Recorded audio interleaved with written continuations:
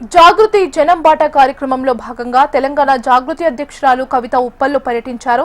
రామంతపూర్లో కృష్ణాష్టమి వేడుకల్లో విద్యుత్ ప్రమాదంలో మరణించిన మృతుల కుటుంబాలను పరామర్శించారు. Uppal Narapally elevated flyover corridor పనులను పరిశీలించారు.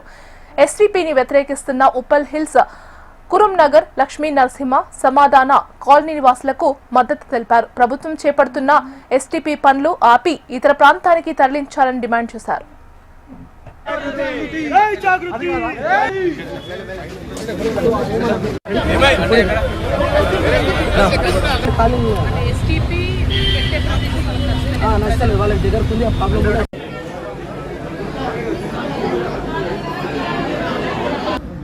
నా కొడుకు ఏం చేస్తాడు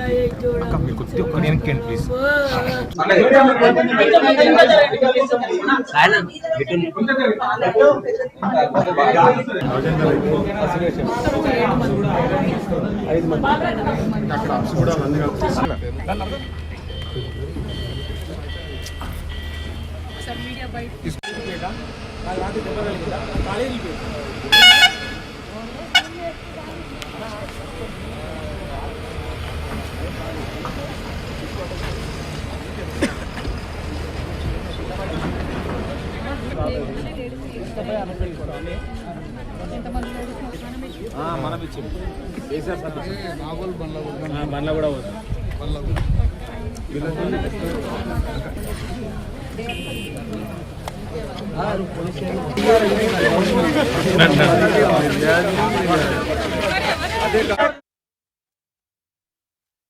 నాలుగు కాలనీలకు సంబంధించి మరి కనీసం కాలనీ వాళ్ళని అడగకుండా డైరెక్ట్ గా వేరే దగ్గర శాంక్షన్ అయినటువంటి సీవేజ్ ట్రీట్మెంట్ ప్లాంట్ ఏదైతే ఉంటుందో ఎస్టీపీ దాన్ని తీసుకొచ్చి డైరెక్ట్ గా కాలనీ వాళ్ళకు ముందట పెట్టడం జరిగింది.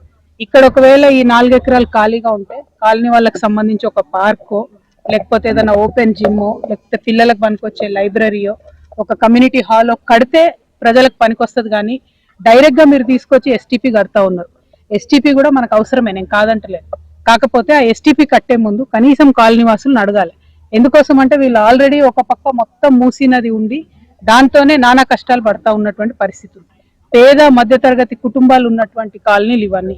మరి ఇక్కడ ఉన్నటువంటి వాళ్ళందరూ కూడా కష్టపడి సంపాదించుకున్నటువంటి ఆస్తులు రేపటి నాడు ఈ సీవేజ్ ట్రీట్మెంట్ ప్లాంట్ ఇక్కడ ఉంటే మరి ఇక్కడ దీంతో నీళ్లు ఖరాబ్ అవుతాయో లేకపోతే నేలకు ఖరాబ్ అవుతుందో లేకపోతే ఆరోగ్యం ఖరాబ్ అవుతుందో అనేటటువంటి ఒక భయం ఇక్కడ ఉన్న వాళ్ళందరిలో ఉన్నది.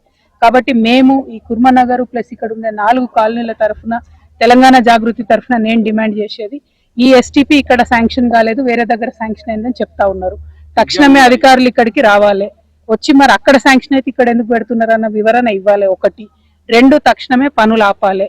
మరి మహిళల కోసము ముఖ్యమంత్రి గారు పదే పదే మాట్లాడుతుంటాడు, 1 కోటి మంది మహిళల్ని కోటీశ్వర్లు చేస్తా అంటున్నారు. మరి 10 మంది ఆడవాళ్లను లేడీస్ ని ఎందుకు ఇక్కడ ఎస్టీపీ కడుతున్నారని అడిగితే పొద్దంతా తిప్పడం న్యాయమా?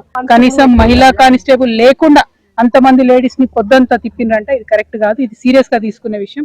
దీన్ని మాత్రం నేను వదిలిపెట్టాను. రెండవది, ఎస్టీపీకి సంబంధించి మీరు కనీసం ఇక్కడ పర్యావరణానికి సంబంధించి ఏమైనా పరీక్షలు చేసిండ్రా? మీరు ఇక్కడ నీళ్ళ క్వాలిటీ టెస్ట్ చేసిండ్రా? ఏమి చేయకుండా ఎట్లా ఎస్టీపీ చేస్తారు? దీన్ని తక్షణమే ఆపాలని నేను డిమాండ్ చేస్తా ఉన్నా. ఒకవేళ వర్క్ ఆపకపోతే కోర్టుకు కూడా వెళ్తామని చెప్పి ఈ సందర్భంగా ముఖ్యమంత్రి గారికి హెచ్చరిక చేస్తున్నాం. మూసీ ప్రక్షాళన జరగాల్సిందే, మురుగునీరు పోవాల్సిందే, కానీ ప్రజల ఆమోదంతో అది జరగాలి.